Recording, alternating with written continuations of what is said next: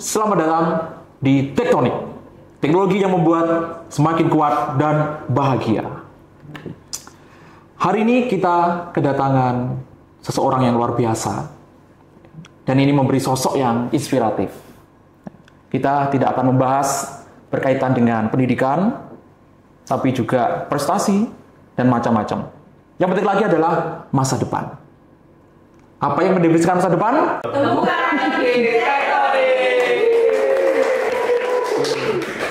Kali ini kita mengundang sosok yang luar biasa, inspiratif tentunya, dan banyak menginspirasi. Tidak hanya itu, sosok yang kita akan hadirkan hari ini bisa memberikan pencerahan. Pencerahan seperti apa ini? Baik, saya Andika hari ini akan membantu mengulik dan mengupas berkaitan dengan BEM atau BEM FT. Hari ini kita akan mengundang langsung Ketua BEM FT. Kita sapa dulu Mas Bagus Ismanto. Gimana kabarnya? Alhamdulillah Pak Andika sehat. Oke. Pak Andika sendiri gimana nih kabarnya? Selalu sehat dong. Selalu sehat, Pak. Teknik tuh gimana? Metal. Metalnya gini tadi, Pak. Ya. Baik, Mas Ismanto ini adalah Pak Ketua BEM. Ya, kalau biasanya dipanggil Bapak Ketua. Ya, gimana Pak Ketua? Kira-kira program apa Pak Ketua yang akan menjadi inovasi ya yang ada di FT khususnya ya, kalau kita tahu semuanya Pak Ketua ini adalah dari mahasiswa dari Prodi Pendidikan Teknik Otomotif, benar? Benar Pak. Iya, saya cukup kenal dekat sih ya, jadi kita sering ngobrol bareng. Oke. Ini saya kalau podcast di sini kayak jadinya pembimbingan ini. Kalah ya. Oke, baik. Jadi sobat semuanya, bahwa tema kita hari ini adalah semangat baru dari BEM FT. Nanti akan berkaitan dengan prestasi, ya, juga bagaimana meningkatkan ya, kerja dari para mahasiswa aktif tentunya. Baik. Oke, Pak Ketua, kira-kira ini kan sedang rame berkaitan dengan persiapan PKKMB, benar? PKKMB, ya, benar. pasti tentunya, guys, kalau PKKMB itu akan banyak menguras tenaga, pikiran, dan sebagainya. Tapi itu seru banget kan ya? Seru banget. Nah, gimana? Gambaran umum PKKMB FT sekarang seperti apa Pak Ketua? Kalau gambaran umum PKKMB saat ini nih mahasiswa baru ya, dilarang manja di teknik itu pertama. Karena di teknik kan ada banyak sekali kegiatannya Pak. Jadi untuk persiapan, alhamdulillah kita udah mulai di tahap planning. Ketua pelaksananya kemarin juga sempat kita rapat bersama-sama lah di universitas. Jadi ada yang ingin kami bawakan di sini di BEM FT khususnya untuk PKKMB. Karena kita melihat bahwasannya perkembangan teknologi yang udah mulai sampai jauh gitu kan Pak ya. Terus kemudian sekarang era kompetisinya mahasiswa itu udah mulai naik lah di sini prestasinya di universitas gitu. Oke, berarti kan ya ini yang akan kita tanyakan. Berarti pasti ada sesuatu yang berbeda tentunya di tahun ini ya kan? Tentunya ada yang berbeda Pak. Nah, apa kira-kira? Kita mau tahu kan? Ya. Kalau dari tahun kemarin, dari tahun ke tahun itu kemarin hanya mengenalkan saja nih Pak ya. Hanya mengenalkan kayak, oh ini fakultas teknik. Tapi sekarang ada yang berbeda nih dari PKKMB yang kita bawakan. Di mana program yang akan kita bawakan itu lebih inklusif nantinya. Kita akan menjaring beberapa mahasiswa untuk kita kelompokkan Pak nanti. Berarti dibuat per kelompok-kelompok Iya, ada pengelompokannya sendiri.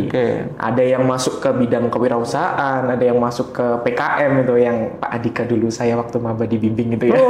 Pembimbing guys, ya. Terus. Ya itu ada yang juga masuk ke bakat minat non akademik olahraga, terus ada bulu tangkis, voli. Jadi kalau di tahun kemarin itu fokusnya adalah transisi dari siswa ke mahasiswa saja, sekarang ada pengelompokannya juga untuk bakat minatnya mereka gitu. Jadi sesuai dengan bakatnya mereka tentunya. Bener Pak gitu. Tambah excited ya ini. Oke, keren. Kemudian kalau berbicara tentang PKKMB, tentu PKKMB itu suatu yang besar, ya kan? Iya, selalu kegiatan yang besar, yang meriah, dan ya saya bisa menyebutkan sangat ditunggu-tunggu oleh para mahasiswa.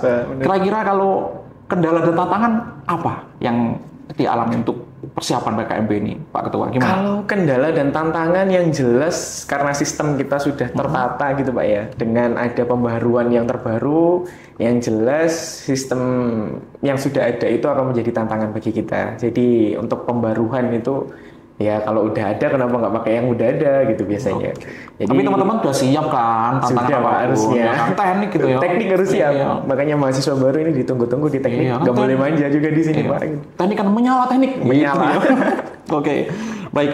Kemudian kira-kira ya berkaitan dengan yang tadi disampaikan oleh nih Pak Ketua, kita tentu juga ingin tahu kan, kalau melaksanakan PKKMB itu apa yang harus para peserta siapkan? Ya, bahkan tidak mungkin cuma mental, mesti ada sesuatu yang lain. Apa yang disiapkan?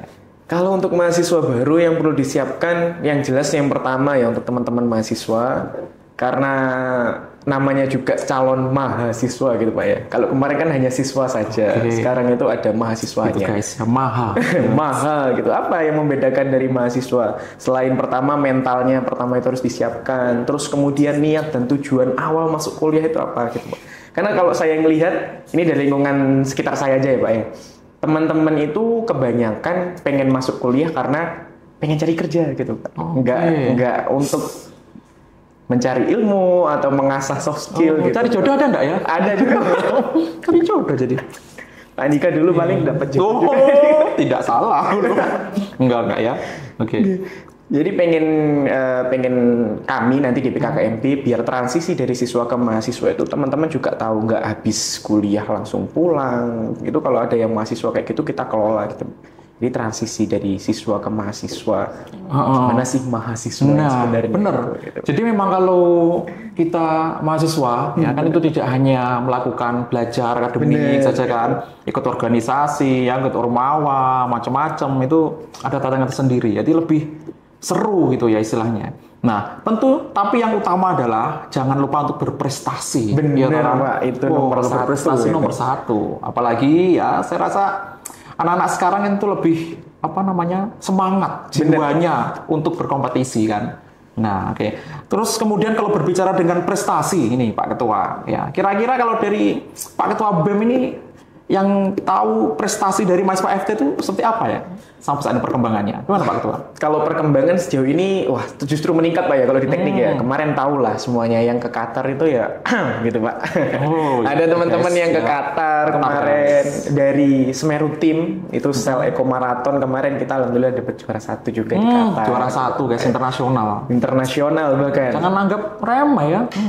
Terus ada juga teman-teman yang di tingkat nasional. Nah ini juga Pak, salah satu program BEM juga. Kemarin kita ada inkubator prestasi, di mana mahasiswa itu untuk masuk, ada pembimbingan sendiri lah sebelum lomba gitu. Kalau dulu kan kita nyari dosen untuk proses pembimbingan, kalau sekarang ada fasilitasnya di BEM gitu Pak.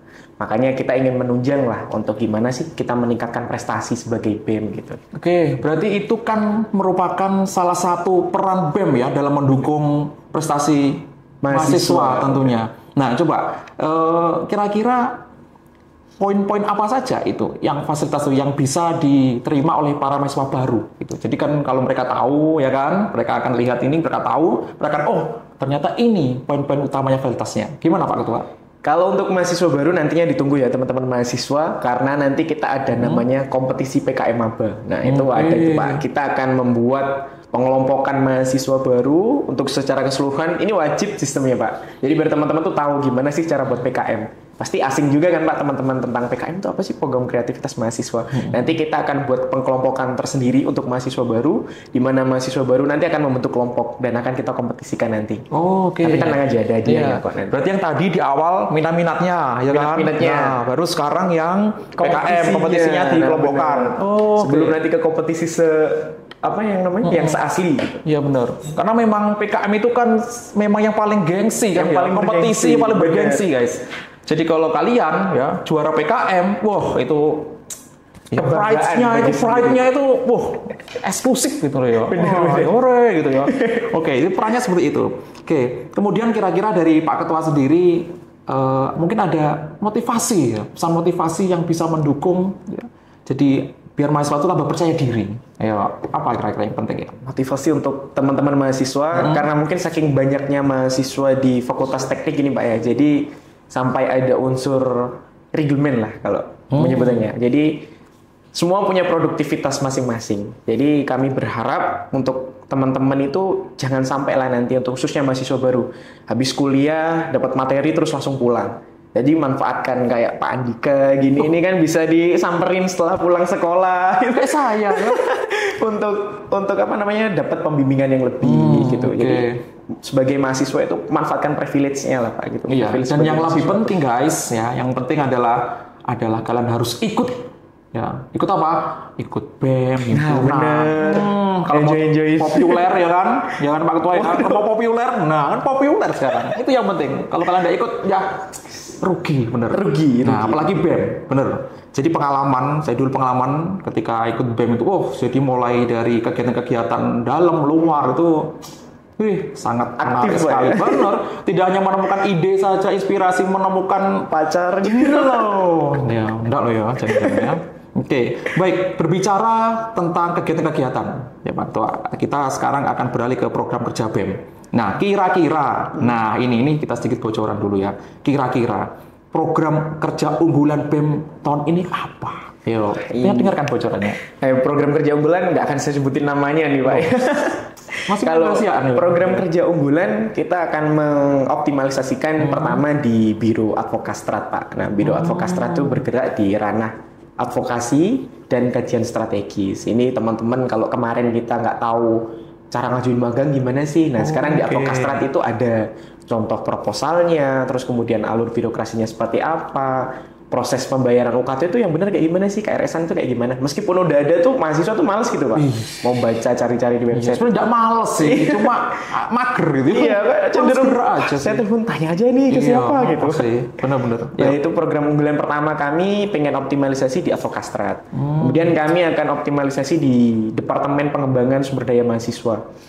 Itu ada 3 klaster Pak. Pertama di bidang keorganisasian dan kepemimpinan, kita pengen menekankan mahasiswa baru dan juga mahasiswa lama itu biar karakteristik mereka itu lebih tertata nantinya. Gitu. Iya, tertata ini apa dulu yang tertata ya? Nah, tapi sebelumnya sudah ada divisi itu atau baru ini divisinya? Dulu udah ada, cuman kita optimalkan saja di PSDM. Dimaksimalkan? Iya, dimaksimalkan. Oke, bagus. Terus ada ekonomi kreatif di PSDM juga Pak. Masuknya nanti kita pengen meng-guide seluruh mahasiswa itu masuk ke kewirausahaan nanti. Outputnya adalah misalkan ikut P2MW atau bahkan bisa mendirikan usaha sendiri. Nah, benar. Gitu. Jadi guys, PKM itu kan memang yang paling prestisius ya. Tapi juga ada P2MW, ada PPK Ormawa. Itu saya rasa kompetisi yang bener-bener ya menggugah gitu. Yang awalnya merem jadi melek. Apa? Biar tahu eksternalnya seperti apa. Baik. Kemudian ini kan kita tahu sendiri ya. Benar tadi disampaikan bahwa sebagian besar itu memang mahasiswa itu agak mager kalau belum ada yang excited. Tapi tadi sampaikan sudah oke lah ya, banyak-banyak inovasi dan sebagainya. Kira-kira kalau dari BEM itu gimana cara menarik agar mahasiswa itu ikut aktif gitu? Ikut aktif PKM, PPK Ormawa, itu gimana cara menariknya? Sejauh ini kalau yang kita lihat di analisis kondisi sosial itu ternyata teman-teman itu nggak tahu nih Pak, kalau sebenarnya hal itu tuh penting. Nah, kan? Gimana nih caranya? PKM itu apa sih udah ini sosialisasi apa ini nggak jelas ini gitu.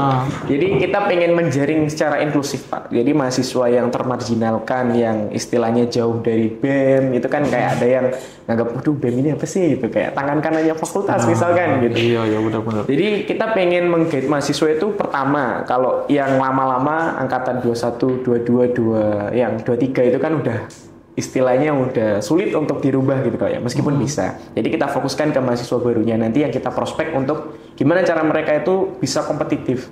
Ternyata kendala yang dihadapi teman-teman mahasiswa itu ketika mereka masuk pertama kali di mahasiswa baru itu Pak, mereka itu nggak tahu untuk cara, aduh aku PKM ini kelompoknya sama siapa ya, nggak bisa. Jadi mungkin circle-nya itu nggak ketemu gitu. Sama-sama asing gitu ya Mas. Iya bener. Belum ketemu benar-benar. Jadi, makanya itu kita ingin nanti pembentukan secara inklusif Pak, biar teman-teman ini bisa satu-satu kenal gitu, meskipun nggak satu-satu kenal, setidaknya kenal lebih dekat. Iya benar. Iya. Waduh ini kalau lebih dekat ini Pak. Iya, karena memang begitu sih, benar. Jadi bahkan ketika awal masuk perkuliahan, ya karena masuk perkuliahan pertama itu masih nggak tahu teman sekelasnya. Iya, saya rasa itu apa ya, rugi gitu loh. Iya, kan kalau ketemu teman baru itu kan harus saling ya kan ngobrol, kamu kos di mana, anunya apa, bidangnya apa, main bareng gitu, apalagi gitu. Ya. Kemudian kalau dari BEM sendiri, nah untuk melakukan apa seperti sosialisasi ya, atau penguatan di BEM-nya sendiri seperti apa dilakukan? Jadi kita pertama ada beberapa penguatan, Mbak. Untuk yang ranah PKM itu kita ada TIC namanya. TIC. Nah, ini kepanjangannya nggak usah ya, teman-teman ya. Bukan ya? TIC ya? TIC gimana? Nah, itu fokusnya adalah nanti pelatihan. Pelatihan baik itu nanti ada mahasiswa lama ataupun mahasiswa baru, kita adalah fokusnya di sana pembinaan. Jadi mau masuk, aku mau PKM nggak tahu apa-apa. Ini yang bina teman-teman BEM kan?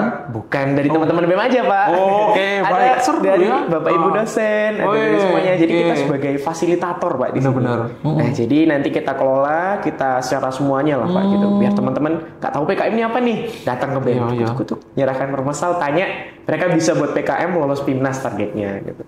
Tapi nggak hanya PKM aja, Pak, yang pengen kita tekankan nanti. Ada yang kita namakan mentoring mahasiswa. Mentoring mahasiswa. Jadi kalau misalkan mahasiswa mau ngadakan lomba yang berbau yang kompetisi itu nasional internasional, ya. Jadi itu kita mendampingi mereka untuk sampai setidaknya mereka itu proposalnya, wah ini bisa nih lolos. Gitu. Nah, itu yang penting ya, didampingi. Semua orang butuh pendamping. Benar. Saya sendiri di Gitu ya. Oke. Berarti nanti konsepnya ya, jadi ada ikut kompetisi gitu kan, dari BEM akan mendampingi. Kemudian yang expert itu akan dicarikan. Ya, expert dari dosen, ya dari mahasiswa, alumni dan sebagainya. Itu pasti luar biasa ya, ada pendampingan. Oke, suka didampingi ya. Oke, baik. Nah, kemudian gini, Pak Ketua. Nah, kira-kira dari apa yang sudah disampaikan tadi ya, mungkin ada harapan ya ini untuk para mahasiswa baru itu. Kira-kira apa harapannya mahasiswa baru itu agar bisa lebih aktif atau bisa lebih kuat gitu ya mentalnya. Gimana? Harapan dari BEM sendiri untuk teman-teman mahasiswa baru, khususnya kita pengen mengoptimalkan lah kemampuan mahasiswa baru secara keseluruhan. Jadi untuk teman-teman mahasiswa baru yang akan join di kampus FT ini, pertama persiapkan diri kalian. Untuk manajemen waktu, untuk segala macamnya, transisi dari kalian siswa yang kemarin di SMK suka kabur-kabur waktu pelajaran gitu-gitu. Siapa yang kabur-kabur itu? Saya dulu juga pernah seperti itu. Ya, jadi kayak yang dulunya masih siswa, karena sekarang udah mau masuk ke mahasiswa. Jadi persiapkan diri kalian sematang-matangnya. Jangan tujuan kalian itu jangan hanya kuliah untuk mencari pekerjaan, tapi kuliah untuk meningkatkan kompetensi diri gitu, Pak. Oke, kemudian gini, kan memang yang paling penting itu kan ya, skill untuk berkolaborasi, ya kan, bersama, bekerja sama. Nah, kira-kira gimana Pak Ketua untuk mengajak biar mereka itu bisa aktif ya, bergabung misalnya di kegiatan organisasi atau BEM, gimana ya, ajakannya? Kalau kata beberapa influencer sih organisasi kan nggak berguna, Pak ya. Mending kamu ikut event organizer aja deh, gitu, dapat uang segala macam. Tapi di organisasi sebenarnya itu bukan hanya apa yang kita dapatkan, bukan hanya tentang pertemanan saja sebenarnya, Pak. Jadi banyak yang bisa kita dapatkan di organisasi. Contohnya seperti saya sendiri aja lah, Pak ya. Saya bisa kenal dengan pimpinan-pimpinan dari fakultas, kemudian saya bisa mendekati Pak Andika contohnya gitu, misalkan untuk pembimbingan perlombaan setiap kompetisi. Jadi di organisasi itu nggak hanya melulu tentang gimana organisasi kita proker itu nggak, tapi gimana kita itu memanfaatkan organisasi untuk mencapai prestasi contohnya, terus kemudian mencapai meng-create alumni untuk aku pengen kerja di sini gitu, aku cari alumni yang di sini deh lewat organisasi, dan itu udah terjadi di teman-teman gitu. Ya, oke. Baik. Jadi memang berorganisasi itu sangat penting ya. Penting. Jadi tidak hanya bagi kalian untuk menambah teman, menambah kolega tentunya, tapi yang lebih penting adalah mengasah gimana skill kalian untuk berkomunikasi, ya, skill kalian berkolaborasi, dan skill kalian untuk menciptakan ya sesuatu yang memang berguna bagi masyarakat kalau ikut organisasi tentunya.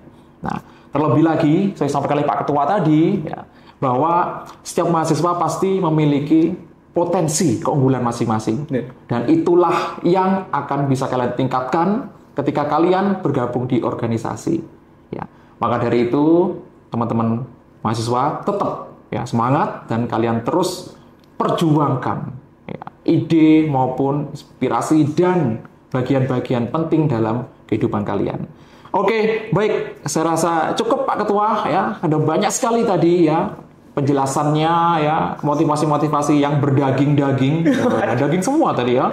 Nggak ada yang kulit ya. Daging semua disampaikan. Terima kasih atas hadirannya. Dan mungkin nanti selain ini Pak Ketua, tentu yang penting adalah nanti bahwa bagaimana teman-teman BEM ini bisa menunjukkan bahwa BEM ini adalah pendamping mahasiswa. Itu. Kalau dianggap pendamping itu kan akan dicari terus ya kan, merasa dibutuhkan. Itu akan luar biasa begitu.